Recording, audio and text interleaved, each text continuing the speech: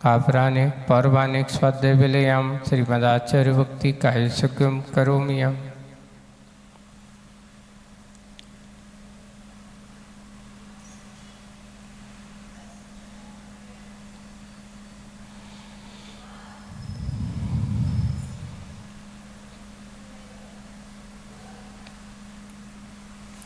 सृजलधिपारिकेभ्यः सुपरिमतिविभाविना पटुमतीभ्यः सुचरितपोनिधिभ्यो नमो गुरुभ्यो गुणगुणभ्यः। छत्तीसगुणसम्मग्गे पंचविहाचार्यकरणसन्दर्शे शिष्यानुग्रहे कुशले दम्बार्ये सया वन्दे गुरुवत्ति संजीवेन तरन्ति संसार सायरं घोरं छिन्नन्ति अट्टिकं मम जम्मं मरणं न पावन्ति ये नित्यं व्रतमन्ते होमिनिरता ध्यानाग्निहोत्राकुला सत्कर्मा विरतास्तपोदन्दना साधुक्रिया साधवा शीलप्रावरणा गुणप्रहरणाश्चन्द्रार्किते ज्योतिका मोक्षद्वारिकपाठपाठनविटा पीनन्तु मां साधवा गुरुवा पान्तु नो नित्यं ज्ञानदर्शननायकः चारित्राणो गम्भीरा मोक्षमारोपदेशिका इच्छानि वन्ते आयुर्भक्तिका उसगो कौतुसालुच्यं सम्नान समदस संचरचित्तानं पंचविहाचानम् आर्यानम् आराधि सदनानवदेशानं वज्रयानं तिरुगुल्पानरयानं सभ्यसावनं तेणिचकालं हंचिमी पूजेमी वंदामी नमंसामी दुःखको कमको बैलाओ सुगई गमनम समाहि वर्णम जिन गुण संपत्ति हो मचम नमो अरिहंताड़म नमो सिद्धाड़म नमो आयरियाड़म नमो वज्रायाड़म नमो लोये सव्यसाहूणम। बोलो शासनिक भगवान महावीर स्वामी की।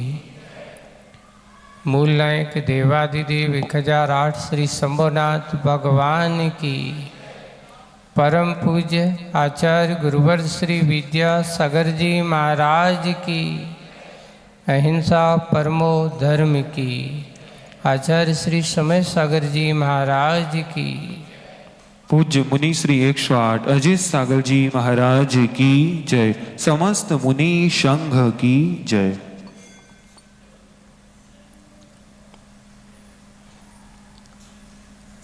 संसार के मार्गों पर चलना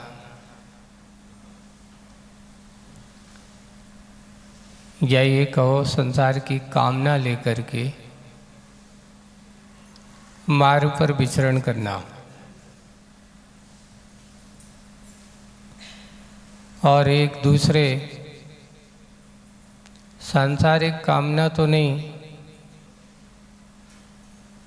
पर अपने आत्मिक भावनाओं को लेकर के आत्म कल्याण की भावनाओं को लेकर के मार्ग पर चलना,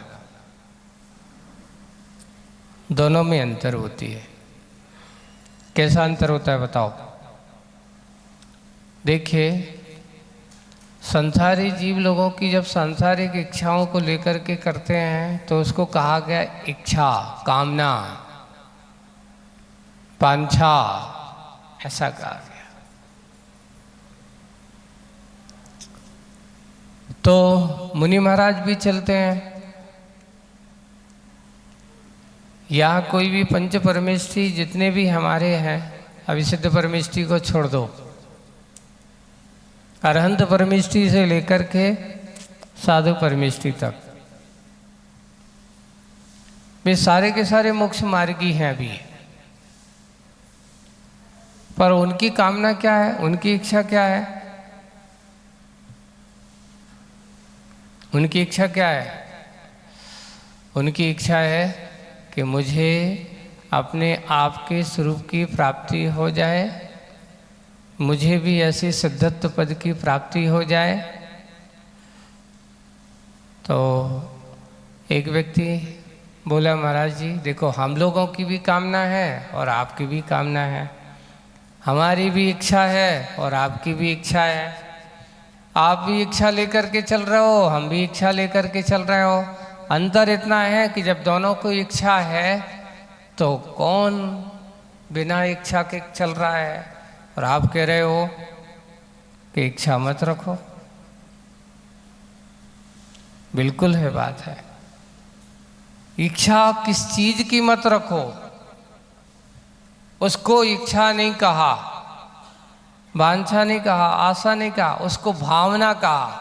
जिस दिन तुम्हारे मन में ऐसे भाव हो जाए कि हे भगवान मुझे मोक्ष की प्राप्ति कब होगी, हे भगवान मुझे भी आप जैसा स्वरूप की प्राप्ति होगी, वो इच्छा नहीं, उसको क्या कहा जाता है? भावना है। जो भाव से पार होने की परिणति या विचार जिसके मन में हो, तो उसको कहते हैं भावना, उसको कहा जाता है भावना। और जो भाव से या भोगों की जहां पर इच्छाओं का समावेश होता है, क्या होता है? इंद्री है, भोग है, पंचेंद्री के विषय और भोग आदि की क्रियाओं में जो आसक्ति रूप परिणाम है, लोभ आदि रूप, परिग्रह आदि रूप जो परिणाम है, उसको कहा इच्छा। तो किसकी त्याग करने की बात कही जा रही है आपको? आपको संसार के विषय भोगों की इच्छाओं का त्याग करने की बात कही जाती है, उसका ही त्याग किया जाए। मोक्ष की भावनाओं का त्याग नहीं किया जाता है, मोक्ष की इच्छा का त्याग नहीं किया जा सकता है। हमेशा निरंतर एक ही भावना है। हम लोगों की जब नवीन दीक्षा हुई तो एक दिन आचार्य श्री हम लोगों को मूलाचार प्रदीप पढ़ा रहे थे। तो मूलाचार प्रदीप पढ़ाते समय ऐसी ही चर्चा चली, तो ये बताओ अपन हम मुनि बने हैं और हम सब लोगों की निरंतर क्या भावना होना चाहिए? चलते हुए, बैठते हुए, कहीं भी जा रहे हो, चर्या पर जा रहे हो, भगवान के दर्शन करने जा रहे हो, आप क्यों जा रहे हो? कोई ना कोई उद्देश्य होगा। आप विहार कर रहे हो, क्यों जा रहे हो? कुछ ना कुछ उद्देश्य होगा। इसमें जहां तुम्हारे उद्देश्य में परमार्थ छुपा हो, वही तुम्हारी यात्रा सार्थक है। सांसारिक अर्थ और सांसारिक विषय भोगों की कामना को लेकर के अगर तुम्हारी यात्रा चल रही है तो आपकी यात्रा बिल्कुल विराम है। तभी क्या हुआ? अच्छे आचार्य जी का उपदेश हुआ और क्लास छूटने के बाद एक महाराज दूसरे महाराज से पूछते हैं, क्यों भाई?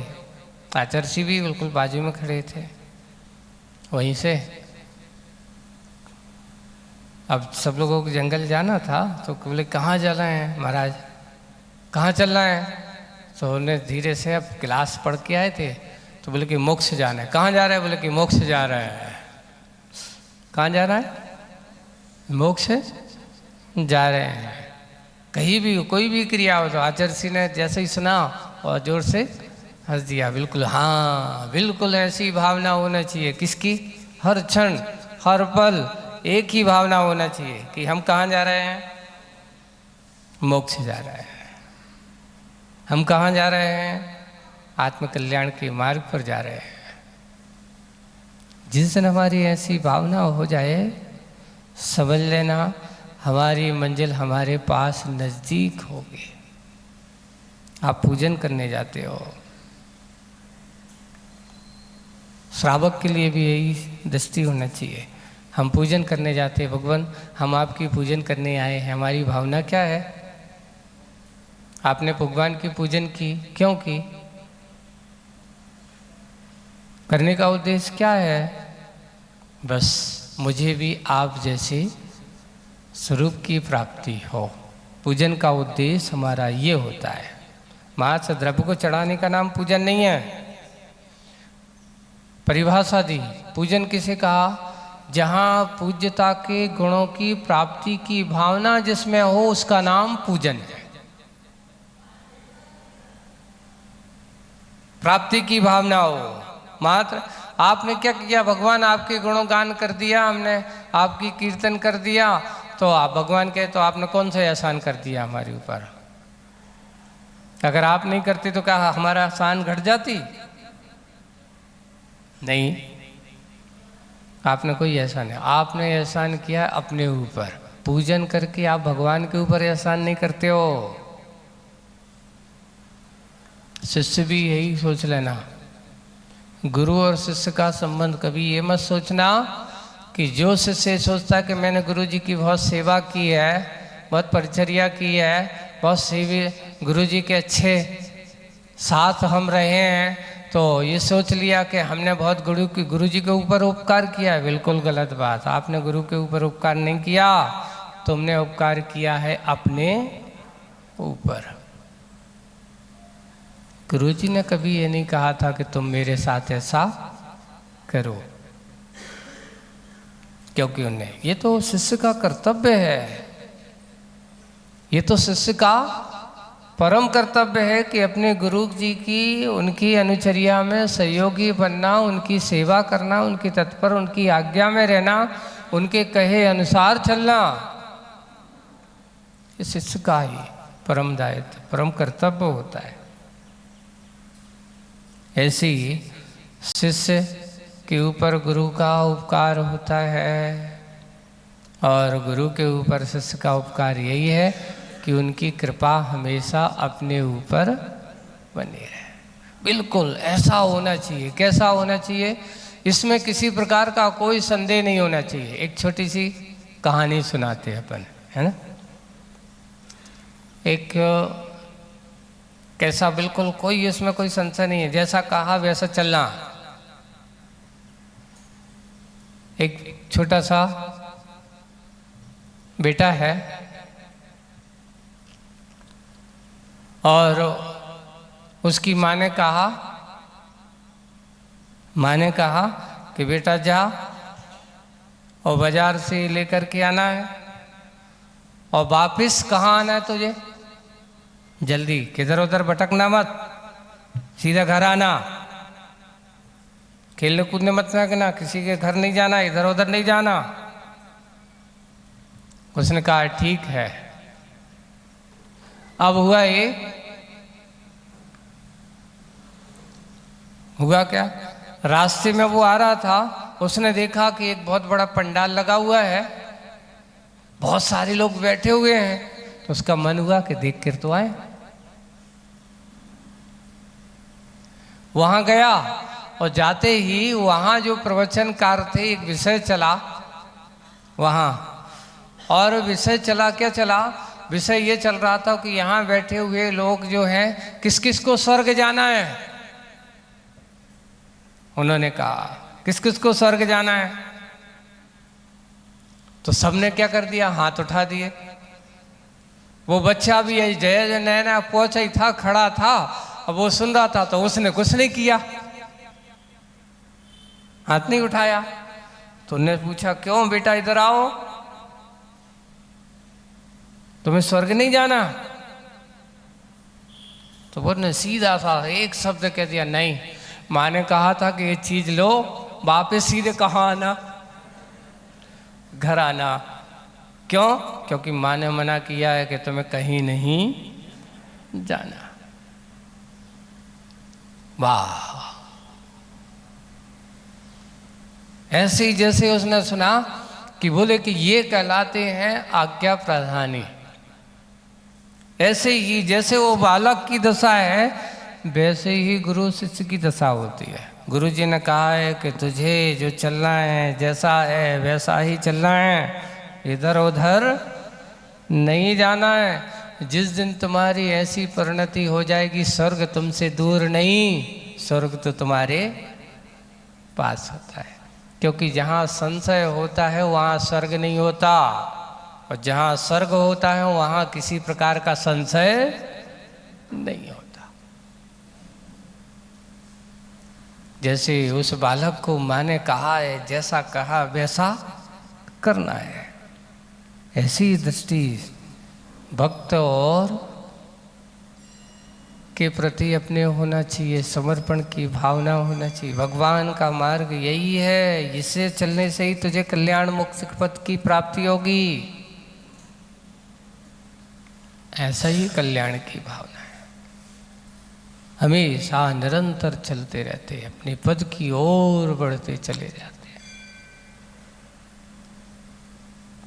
बस यही है कि जो ऐसे पथ पर चलते रहते हैं उनके हमेशा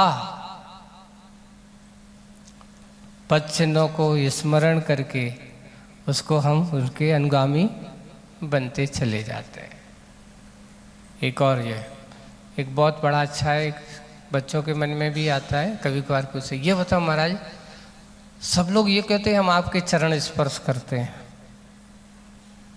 आपके चरणों में मेरा बारंबार नमस्कार हो, ये क्यों कहते हैं? ये क्यों नहीं कहते कि आपके हाथों में आपका नमस्कार हो, आपके सर, है ना, चरणों में ही नमस्कार क्यों किया जाता है? बताओ। चरणों में नमस्कार करने का उद्देश्य यही है क्योंकि जो व्यक्ति का जैसा मन में विचार होता है, जैसा मन में भाव होता है, वह मन का भाव ही उसके आचरण का कारण होता है। और जहाँ ऐसे आचरण का कारण होता है उसके चरण भी वैसे ही चलते हैं। तो ये चरण चारित्र के प्रतीक होते हैं। किसके प्रतीक होते हैं? चारित्र के प्रतीक होते हैं। इसलिए चरणों की पूजा होती है। ये चरण निमित्त हैं। पूजा किसकी की जाती है? चारित्रवान की जाती है। ऐसे चारित्रवान बनने वाले कोई भी हो, गुणी को आदर करना, गुणियों को सम्मान करना, गुणियों का बहुमान करना, यही ऐसे ही गुरुजनों को देख हृदय में मेरे प्रेम उमड़ आवे वाली बात कही जाती है। वही बात कल जो अपन ने पढ़ रहे थे कि एक निर्गुणी के मन में ऐसे गुणवान के भाव दिखे, एक वे कंकर अपने आप की निंदा करते हुए अपने आप की क्या करते हैं कि देखो मैंने ऐसे उन मुनिराज जिनके पैर कैसे हैं, बहुत कोमल हैं, लाल लाल हैं, सुकमाल हैं, पर मैंने ये पथ पर चलते समय इनके पैरों को मैंने क्या कर दिया? लहूलुहान कर दिया है। उसने ऐसे मेरे कारण से इनके पैरों में छाले आ गए हैं, गोल गोल फपोले वाले, देखो लहूलुहान ललाई में हुए ढल गए हैं, जिसमें ऐसे गोल गोल आंवले जैसे फपोले फोले पड़ गए हैं। यह कठोरता की कृपा है हमारी। कंकर अपने आप की कठोरता की क्या कर रहे हैं? निंदा कर रहे हैं। आगे और क्या कह रहे हैं? आज की कविता आगे बढ़ती है, वही कविता को आगे बढ़ते हैं। अपवर्ग पथ पर चलते तुम, देखिए पवर्ग का अर्थ होता है स्वर्ग, अपवर्ग यानी उससे उल्टा मोक्ष। अपवर्ग कर क्या है? मोक्ष पथ पर चलते तुम। कौन से पथ पर चल रहे हैं? तीनों सीधे बैठो, एक जगह बैठो, बोलना मत, है ना। अपवर्ग पथ पर चलते, अपवर्ग अर्थ है मोक्ष पर चलते तुम। कौन से पथ पर चल रहे हैं? आप मोक्ष पथ पर चल रहे हैं। उपसर्ग हुआ किसके कारण? अपने यहाँ 22 परिसरों में मुनि महाराजों को एक परिसर होता है। कौन सा परिसर?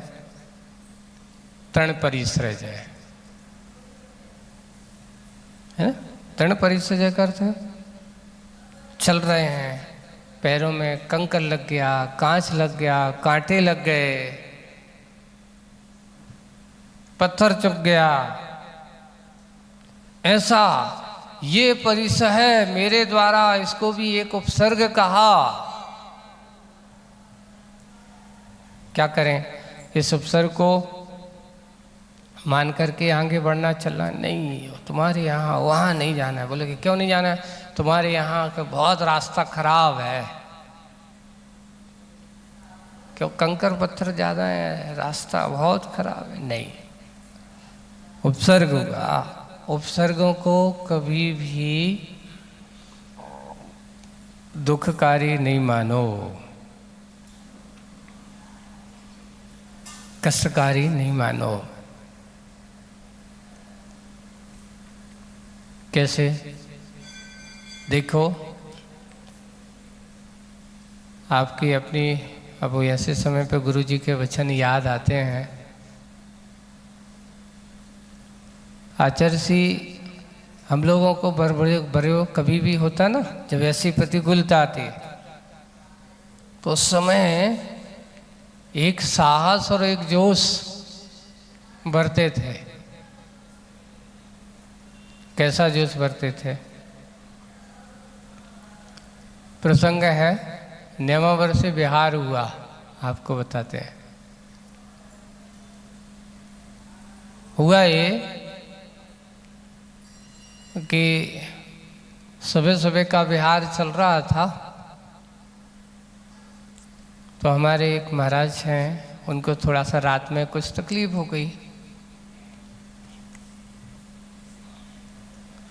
तकलीफ हो जाने के थोड़े से लूज मोशन वगैरह हो गए, और लूज मोशन वगैरह हो जाने के कारण से थोड़ी सी स्वस्थता, चलने में थोड़ी सी धीरे धीरे चल रहे हैं।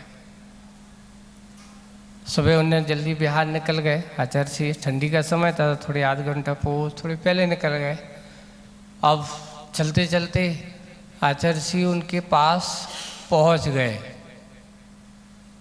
बोले कि उनको बताया कि यार रात में ऐसा ऐसा हो गया। कहाँ हैं उनके? वो निकल गए हैं, बिहार कर गए, आगे मिल गए, धीरे धीरे चल रहे हैं। आगे पहुँचे, जैसे ही रास्ते में वो मिलते ही पूछते हैं, क्यों, कैसे हो? बोले कि कैसे हैं? अच्छे हैं। अच्छा है। तुम अच्छे हो कि शरीर अच्छा है? देखिए, आप पूछने का तरीका देखिए। ज्ञानियों की बात आप अगर तुम पूछेंगे कोई है, तो उन्होंने कहा अच्छे हैं, ठीक है, अच्छा है। मन से अच्छे हो कि तन से अच्छे हो? महाराज मन तो अब क्या करें, एक कहावत है, जैसे कि बर्तन में घी रखा है तो उसका नाम किस में पड़ जाता है? बोले कि कटोरी का घी। कोई भी बात रखा है तो बोले कि ऐसा कहने में आ जाता है। अब शरीर में तो मन है, मन से बाहर शरीर तो है ही नहीं है। तो अब यही है कि जैसा अभी तन है वैसो अभी हमारो मन है। क्यों? क्योंकि शरीर कुछ गड़बड़ है, कमज़ोर है, तकलीफ हो रही, रात में बहुत पीड़ा हुई। तो आचार्य उनसे कहते अच्छा बहुत तकलीफ है। थोड़ा बहुत हाथ पकड़ा, साथ चले। ये बताओ, अगर कोई तुम्हारे लिए ऐसा सहारा देकर के चलते रहे तो मन की पीड़ा तो कम हो सकती है। मन की पीड़ा महाराज, पीड़ा तो हमको ही देखना पड़े। बस इतना है कि सामने वाले का थोड़ा सा जोश मिल जाता है तो थोड़ी सी पीड़ा में भी क्या होते हैं, जोश आ जाता है। बस ऐसे ही एक काम करो, आचार्य चलते चलते एक काम करो, मन में ये सोचो मुझे कोई पीड़ा नहीं है, मुझे कोई तकलीफ नहीं है, मुझे कोई पीड़ा नहीं है। तो वो कहते हैं महाराज सोचना अलग बात है, अनुभव करना अलग बात है। तो अजर्सी कहते देखिए, अगर आप इतनी सी पीड़ा में ऐसा सोच रहे हो तो सोचो वे छोटे से 8-10 साल के गजकुमार मुनिराज कहाँ चिंतन ले रहे। अजर्सी, तुम्हारी उम्र तो छोटी से नहीं हो अभी। गजकुमार मुनि महाराज कितनी उम्र थी? महाराज बता रहे हैं कि 10 से 12 साल की उम्र है गजकुमार मुनि महाराज की। और हुआ क्या, पिताजी को वैराग्य हुआ, उन्होंने कहा बेटा अब तुम राज्य करो, मैं तो चला। तो बेटा कहता है पिताजी ये बताओ आप क्यों छोड़ के जा रहे हो? बोले कि इस राज्य में सुख नहीं है। तो अच्छा दुख है तो आप ये कांटों का ताज मेरे सिर पर रख के जा रहे हो, जो कष्टकारक है, पीड़ादायक है, दुखदायक है, ऐसे ताज को मेरे सिर पर, यानी आप तो बड़े हमारे परम शत्रु हुए। बोले कि जो कष्टकारक है ऐसा राज्य मुझे नहीं चाहिए, आप जाएं या ना जाएं मैं पहले जाता हूं। तो गजकुमार जी भी पिताजी के साथ क्या जाकर के चले जाते हैं। नेमिनाथ भगवान की समसरण की बात है ये। और वे भी जाकर के दीक्षा ले लेते। हुआ ये कि अभी कुछ ही दिन पहले, उस समय छोटे से बालक का है तो उनका रोका, जिसे अपन कहते थे ना सगाई संबंध, कि बेटी का रिश्ता पक्का। अब बेटी का विवाह तो होगा, सब देखें। तो उनका विवाह रिश्ता पक्का हो गया वो एक राजकुमारी के साथ। लेकिन यहाँ जब पता चला कि उन्होंने तो दीक्षा ले ली, उसको बहुत गुस्सा आया, मेरी तो बेइज्जती हो गई, मेरी बेटी के बारे में क्या क्या होगा। उसने मन में एक आक्रोश भर गया, सर्ववर्मा करके नाम से है। और आक्रोश भर जाने के कारण से उन्होंने उन छोटे से महाराज को, अब साथ में हुए तो वे पिता पुत्र मुनि बन जाने के बाद छोटे से, सोचो एक 12 साल के मुनि महाराज जब चलते हो कितने सुंदर लगते होंगे, है ना। चरिया को जाते होंगे, वो जहाँ जाते हैं सब लोग बहुत आश्चर्य करते हैं, वाह इतने से छोटे महाराज, कितने अच्छे महाराज, ऐसा लग रहा है। तो एक दिन उन्होंने कहा, उनके पिता ने, कि भाई एक काम करो, तुम एकांत में जाकर के साधना करो, क्योंकि तुम यहाँ भीड़ भाड़ लोगों के बीच में जाकर के करते हो तो लोगों को क्या लगता है, देखते हैं, ज़्यादा सोचते हैं। इतने छोटे से हमारा सोचने वाले तरह तरह से सोचा करते हैं। भी जाकर के जंगल में बैठे हैं, ध्यान में बैठे हैं। तभी वो विचरण करते हुए, कौन, जिसकी बेटी का संबंध हुआ था सर्ववर्मा करके, उसने देखा अच्छा यहाँ आ करके बैठे, हाथ पे हाथ रख के बैठ गए, मेरी बेटी के साथ इतने छल कपट किया है, मेरी बेइज्जती कराई है। मेरे साथ इन्होंने ऐसा किया है। इतनी गुस्सा आ गई उसको कि वहीं थोड़ी दूरी पर एक व्यक्ति, क्या, हाँ वो जिसे कहते हैं ना सिगड़ी, आग की कोयला से भरी हुई सिगड़ी धधक रही थी। और उसने जाकर के उन छोटे से मुनि महाराज ध्यान में बैठे हुए हैं, सोचिए उस 12 साल की उम्र में इतनी एकाग्रता, इतनी तप के प्रति, अपनी आत्मा के प्रति स्थिरता का परिणाम हो गया। और उसकी उनके सिर पर रख दी जलती हुई सिगड़ी। सोचिए कैसे उनके अंदर के स्थिर परिणाम हुए होंगे। विचार करो, गजकुमार महाराज को याद करो। मात्र हम छोटे से एक लूज मोशन हो जाने से इतने कमजोर समझने लगे अपने आप को। इसलिए मन के हारे हार है, एक शब्द आचार्य जी का बहुत पेटेंट था, मन के हारे हार है, मन के जीते जीत। इसलिए मन से कभी हारो मत, बढ़ते रहो। जैसे गजकुमार मुनि महाराज 12 साल की उम्र से जलती हुई सिगड़ी सिर पर रख दी, जलते रहा, सिर जल गया, शरीर जल गया, पर आत्मा की स्थिरता नहीं जली। उन्हें उसी समय केवल ज्ञान हो गया और उसी भाव से एक 12-13 साल की उम्र में इतनी साधना हो करके, सबसे छोटे केवली इतनी उम्र में केवल ज्ञान प्राप्त करके मोक्ष प्राप्त कर लेते हो। सोचो, विचार करो, अपन को केवल ज्ञान प्राप्त करना है, ऐसे ही जोश। इसलिए मन में बीमारी नहीं आना चाहिए, तन में बीमारी आ जाए तो चलेगा। आज के समय में क्या होता है, आदमी की तन की बीमारी कम, मन की बीमारी ज़्यादा होती है। अगर मन में अच्छा हो, कितना भी बीमार क्यों ना हो, मन में प्रशंसा के परिणाम हो तो बड़ी बड़ी बीमारी को ठीक किया जा सकता है। और अगर छोटी सी बीमारी हुई और मन सोचता है कि मैं मर जाऊंगा, मेरा ऐसा हो जाएगा, वैसा हो जाएगा, नहीं मरे तो मर जाएगा। एक बार एक किंवदंती पढ़ी, देखिए संसार में भय के कारण क्या होता है, कैसी दशा होती है।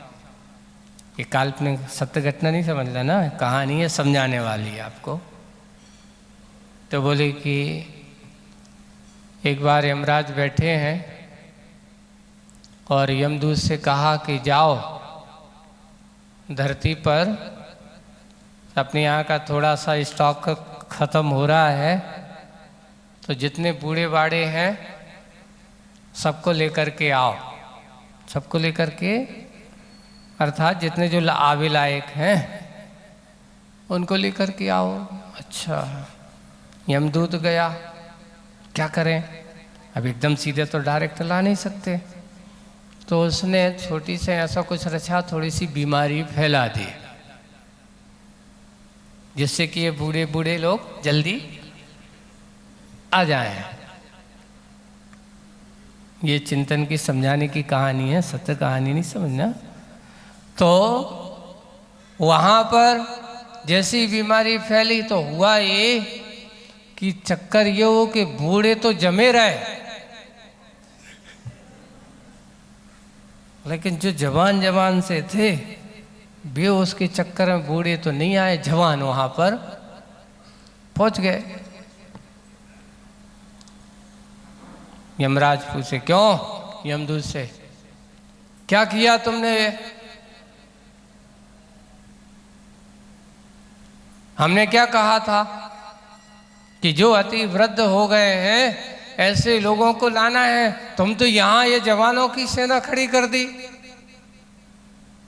बूढ़े कम दिख रहे हैं, जवान ज्यादा दिख रहे हैं, ऐसा क्यों किया? बोले कि क्या करें महाराज, मेरा कोई गलती नहीं है, गलती अगर है तो इन सब की है। क्यों, क्या किया? मैंने तो बूढ़े को कहा, हुआ ये कि बूढ़ों को मरते देख इतने ये डर गए कि वे तो बाद में मरे, जे पहले मर गए। यानी भय एक आदमी की मानसिकता के ऊपर सवार हो जाता है और मरण का भय ऐसा हो जाता है कि जो मरने के लायक नहीं हो बीच में मर जाता है। देखिए आप लोग गौर करो, बड़े बड़े स्टैंड करने वाले जो होते बड़े बड़े पहाड़ों से कूदते हैं फिर भी उनको कुछ नहीं होता, और एक व्यक्ति है चलते चलते थोड़ी सी 4 सीढ़ियों से गिरता है और क्या हो जाता है, मर जाता है। कारण क्या हुआ? इतने बड़े पहाड़ से गिरने के बाद भी, क्यों क्योंकि वो कूदा है अपने जोश के साथ, उसने विश्वास है कि मैं अपने आप को क्या करूँगा, कूद के बताऊँगा। तो उसको डर नहीं है, निडर है। और एक थोड़ी सी मंजिल में से डर गया, इतना डर गया कि अब तो मैं मर जाऊंगा, इतना सोचा था ही कि वो नीचे गिरते ही वो मर जाता। इसलिए मरण में सबसे बड़ा भय अगर होता है, भय का कारण सबसे बड़ा यही है कि उसका मानसिक रूप से सबसे बड़ी विसंगति। इसलिए मन, ये जो कहा जाता है, मन के हारे हार है और मन के जीते जीत। आपका मन अगर अच्छा हो तो बड़ी सी बड़ी पीड़ाएं भी क्या हो सकती हैं, पार हो सकती। इसलिए हमारे मुनि महाराज बड़े बड़े उपसर्ग भी आ जाएं तो उन उपसर्गों से पीछे हटने वाले नहीं है। लेकिन वे कंकर उन मुनि राजों की उस पीड़ा को, चुभने की कीड़ा को देख करके अपने आप को आत्मग्लानि से भर जाते हैं। और वे उनके लिए कह रहे हैं कि भगवान, आप तो मोक्ष पथ पर चलने वाले तुम, मेरे कारण से उपसर्ग हुआ, हमसे तुम पर उपकार दूर रहा, हमने तो आपका उपकार तो किया नहीं, क्या किया, अपकार भरपूर रहा। मेरे कारण से आपके ऊपर कष्ट, उपकार नहीं किया मैंने, क्या किया है, कष्ट ही दिया है। फिर हमारे महाराज कहते हैं कि जितने जितने तुम कष्ट में अपने आप को स्थिर रख पाओगे, उतनी उतनी कर्म निर्जरा होती है। उपसर्ग परिसह सहन करने से, मुनिराज को परिसह जय सहन करने से कर्म की निर्जरा और असंख्यात गुणी असंख्यात गुणी बढ़ती चली जाती है, घटती नहीं है, बढ़ती चली जाती है। इसलिए वे कहते हैं मेरे मन में ऐसा कोई नहीं है, लेकिन वो सोच रहा है मैंने उपकार तो दूर रहा, अपकार भरपूर रहा, तुम्हारे प्रति हमारा अपराध क्षम हो। हे भगवान, मेरी ये भूल क्या हो वे, क्षम हो, मेरी ये गलती क्षम हो, तुम लौट आए, है ना, तुम क्या हो गए, लौट आए, कृपा हुई हम पर, कम से कम इस निमित्त से हम पर क्या हो गई, कृपा हुई हम पर। क्यों, हम अपद हैं। कंकर कह रहे मेरे पास तो पैर है ही नहीं, हम कैसे हैं, अपद हैं, मैं चल नहीं सकता। क्योंकि शुरुआत में कहा हम स्थावर, स्थावर जो एक जगह स्थित होकर के रह गए, सब कौन, स्थावर हैं। हम अपद हैं, स्वपदहीन, अपने पदों से हीन, कैसे आते चलकर तुम तक। इस निमित्त से हमें आपके क्या हो गए, ऐसे पावन चरण स्पर्श करने का सौभाग्य मिल गया। कैसे आते तुम तक, स्वीकार करो अब सत सत प्रणाम, एक नहीं 100 प्रणाम। एक है बड़ा सौभाग्य। देखिए एक आपको, एक पत्थर का पुण्य कैसे जागता है। एक बार ऐसे ही चर्चा हुई, महाराज जी आगम में लिखा है नाम कर्म एक यशस कीर्ति नाम कर्म, मात्र मनुष्यों के पास हो ऐसा नहीं है, एक इंद्री के पास भी यशस कीर्ति नाम कर्म का उदय होता है, अयस कीर्ति नाम कर्म का उदय होता है। कैसे बताओ, इस पत्थर में यशस कीर्ति नाम कर्म का उदय कैसे हो गया। गुरुजी ने बहुत अच्छे समझाया। देखिए मंदिर में आप जाओ, आपको क्या दिखेगा, मंदिर बना है, एक मार्बल का वही पत्थर है जिससे शंभुनाथ भगवान की मूर्ति बनी हुई है। मुनि शोभनाथ भगवान की मूर्ति बनी हुई है, 2400 तीर्थंकर भगवान की मूर्ति बनी हुई है। वही मार्बल का पत्थर है जिसको सब लोग क्या कर रहे हैं, हे भगवान आप तो ऐसे हो, नमोस्तु हाथों हाथ लेकर कहीं वो नीचे ना हो जाए। एक वो पत्थर है, एक वही पत्थर, दूसरा उसी पत्थर का कमल बना दिया जिस पर भगवान को बिठा दिया। थोड़ा सा यशस कीर्ति कर्म भगवान से उसका कम हो गया।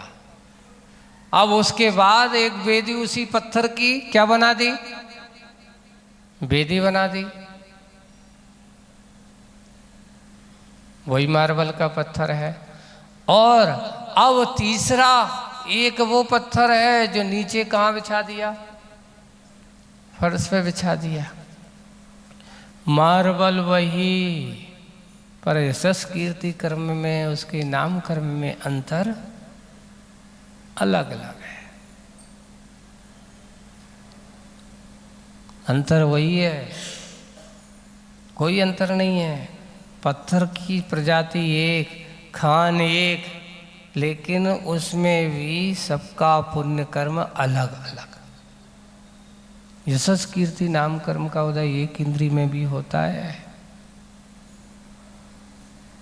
उसके यहाँ पर भी ये है, वही पत्थर है। लेकिन सोचो, यशस कीर्ति नाम कर्म का उदय तो था, लेकिन उस पत्थर में पूज्यता आई कैसे? पत्थर, फर्श के पत्थर में पूज्यता क्यों नहीं और मूर्ति के पत्थर में पूज्यता क्यों? बोले कि जिसने इतनी तराशने की चोटें सही हों, सोचिए आप, जब वो शिल्पी ने उस पत्थर पे आप क्या पूछते हो? एक बार वो कहते हैं कि देखिए ये संसारी आत्मा कितने भेदभाव करते हैं, दोनों पत्थरों में आपस में लड़ाई हो रही है, मूर्ति के पत्थर में और फर्श के पत्थर में, दोनों आपस में कह रहे हैं कितने भेदभाव करते हैं, मुझे तो पैरों में लौटते हैं और तुझे क्या करते हैं, पूजा करते हैं, अर्घ्य चढ़ाते हैं, तेरा सम्मान करते हैं, अच्छे वस्त्र से मार्जन करते हैं, और मेरे लिए क्या करते हैं, गंदगी भरे पैर ला करके यहाँ पर मुझे गंदा करते हैं। ये आदमी बड़े बेईमान हैं। तो बोले कि बेईमान नहीं, बेईमान तो तू है। अपनी सोच विचार समझ कि जिस दिन तू भी ऐसी तराशने की और अग्नि परीक्षा से गुजर जाएगा, तू भी एक दिन क्या बन जाएगा, परमात्मा बन जाएगा। मुझसे पूछो कि यहाँ तक बनने में हमने कितने कष्ट सहे हैं, बताओ मूर्ति बनने में कितने कष्ट सहे होंगे, कितनी बार छनियों का सामना किया होगा, कितनी बार उस शिल्पी ने चोट दे दे करके तुम्हारे लिए क्या किया होगा। आपने ऐसा किया, आपने ऐसे सहन किया, अब सोच करके नहीं। वैसे ही मोक्ष मार्गी के बारे में ये कहा जाता है, जो जितना कष्ट का सामना प्राप्त करता है, उपसर्ग परिचयों को सहन करता है, पीड़ाओं को सहन करता है, वह उतना उतना अपने इष्ट की ओर बढ़ता चला। इसलिए कभी भी कष्ट को दुख का हेतु नहीं बनाओ। कर्म निर्जरा करते हैं, बे महाराज ठंडी हो रही है, बारिश हो रही है, गर्मी आ रही है, सब में बैठ करके संभाव रखते हैं, रोने धोने की काम नहीं करते। अरे अब क्या करें, बहुत ठंडी है, क्या करें, कहाँ जाएं, कोई उपाय बताओ। नहीं, सब कुछ सहन करना होता है। ऐसे समय में उपसर्ग परिचय वही है कि भगवान आपके चरणों में सत सत प्रणाम, क्योंकि आपने ऐसे उस पूज्यता को प्राप्त किया। वही है, वही मनुष्य है, वही सब कुछ है। एक मनुष्य प्रणाम कर रहा है और एक उसके प्रणाम को देखते हुए भी अपने आप में स्थिर रहता है, सबके लिए कामना करते हैं।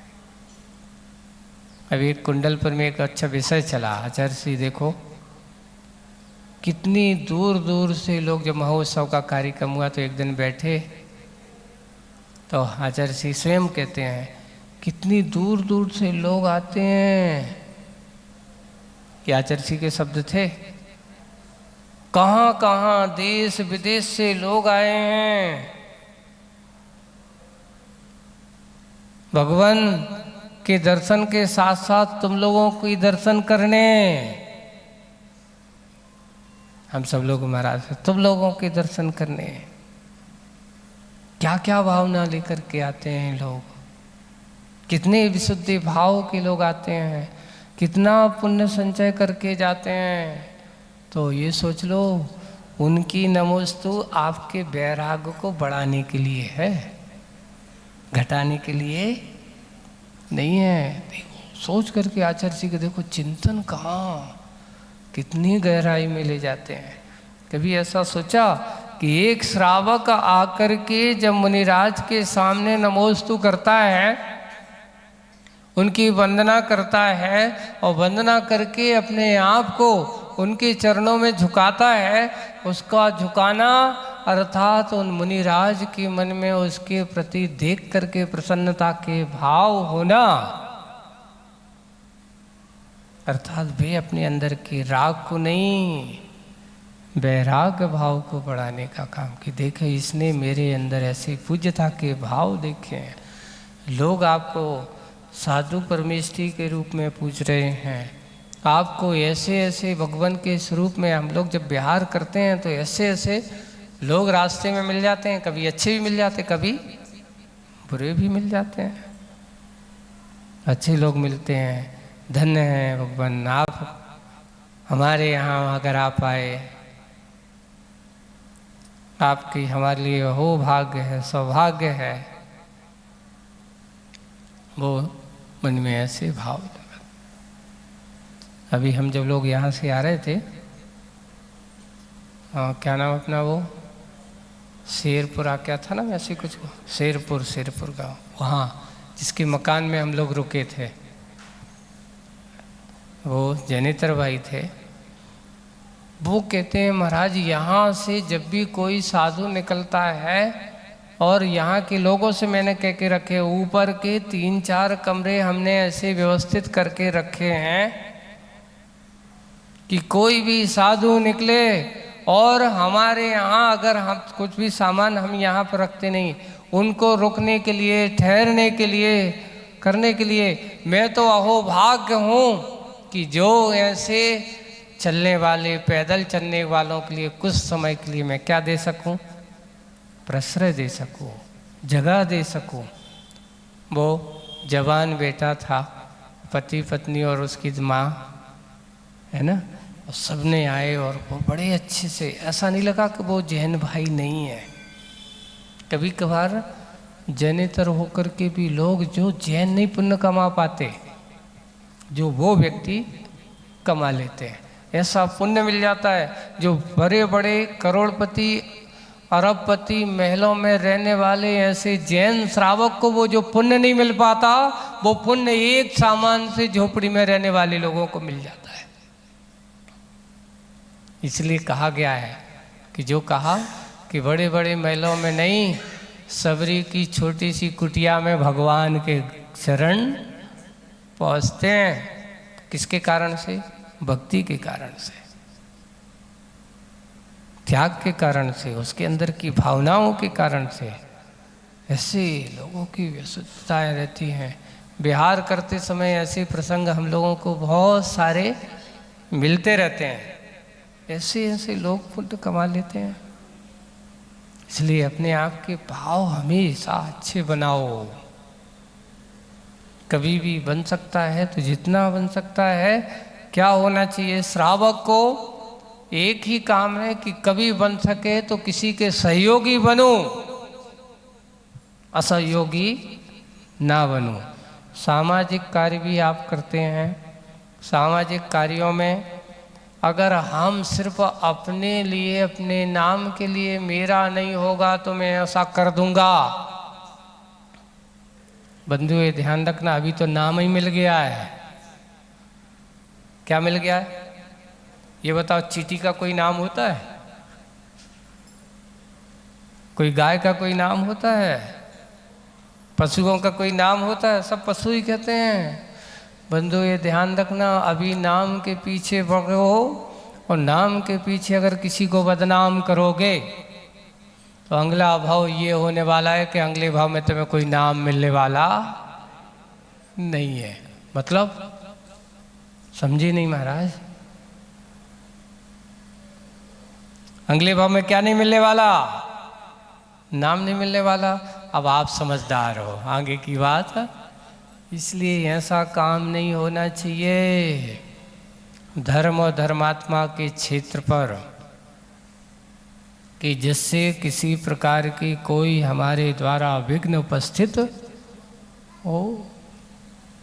बनना है तो सहयोगी बनना, अगर नहीं दे सकते हो तो आप उससे अपने आप को दूर रख लेना, लेकिन बैठे बैठे मैं नहीं कर रहा हूं तो दूसरों को भी नहीं करने दूंगा। ये महान कहने चाहिए पाप कर्म के लिए साथ साथ असाता और अपने आप के दुखों का आमंत्रण करने का भाव है। यही भाव अगर हमारे पास हो, ऐसे भाव हो, कर सको तो छोटा सा भी दान दो, लेकिन ऐसा दान दो जिससे कि तुम्हें आनंद की अनुभूति हो, जिससे कि दूसरों को भी आनंद हो। ऐसा दान मत दो कि जिससे कि तुम्हें पीड़ा हो और सामने वालों को भी पीड़ा हो। ऐसा कोई मतलब नहीं है। कष्ट है, मन की प्रसन्नता है, वही है। इसलिए ऐसे उन चरणों को बारंबार नमस्कार हो। वे कंकर इतने अच्छे भाव कर रहे। कविता में देखो आचार्य सिंह ने कितने गहराई में कंकर के क्या भाव जगाए। अरे आचार्य भगवान ने तो एक माटी को महानता का आदर दिया। ये कविता बिल्कुल मूक माटी के उन माटी की तरह उन कंकरों के भाव को जगाया है। कैसे मुनिराज की भक्ति उन्होंने दिखाई है। वो वे कंकर कहते हम तो अपद हैं, स्वपदहीन हैं, कैसे आते चरण तुम तक, कैसे आते चलकर तुम तक, स्वीकार करो अब सत सत प्रणाम और आशीष दो। भावना कर रहे हैं और क्या दो?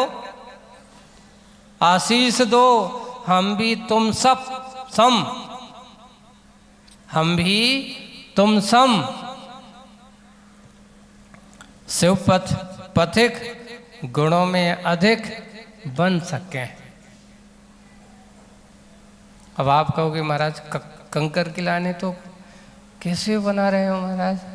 देखिए कवि और कविता के जब चिंतन करते हैं तो वो तो कवि की कल्पना ये है कि वो तो जो नहीं हो सकता वहाँ पर भी हो सकता है। एक सूक्ति मिलती, जहाँ ना जाए रवि वहाँ जाए कवि। सूक्ति मिलती है, जहाँ ना जाए रवि वहाँ जाए कवि, और जहाँ न जाए कवि वहाँ जाए स्वयं रमणी। ऐसा आचर्षी का उसका स्वयंभू, स्वयं का संवेदन करने वाला स्वयंभू। ऐसा अपने आत्मा का चिंतन करने वाला कवि बाहर के दृश्य को देख करके चिंतन करता है, लेकिन स्वयंभू में रहने वाला, अपने स्वयं आत्मरमणी में रहने वाला, चिंतन करने वाला बड़े बड़े कवियों से भी आगे होता है। ऐसे ही उनका चिंतन अलग होता है।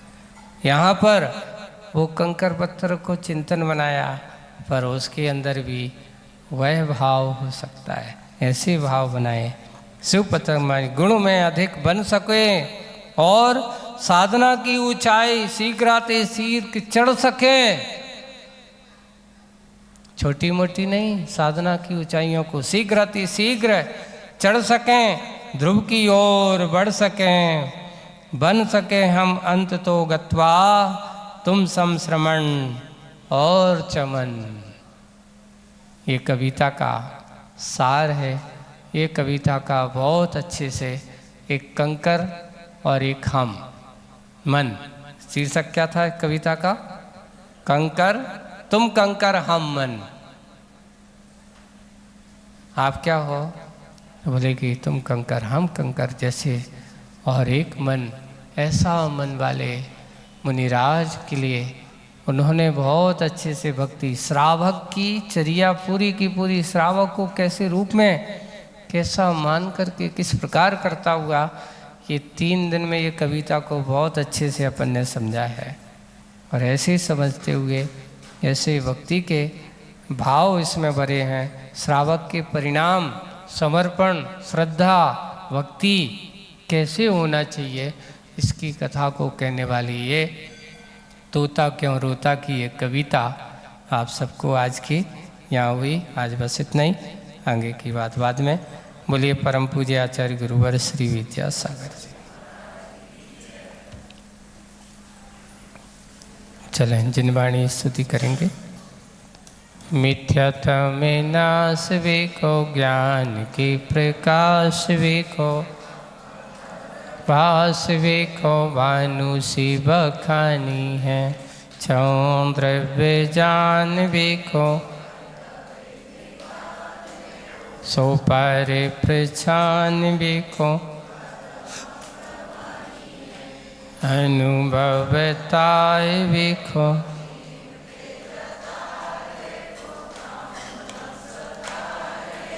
भव्य हो रे यानी है, जहाँ तहाँ तार भी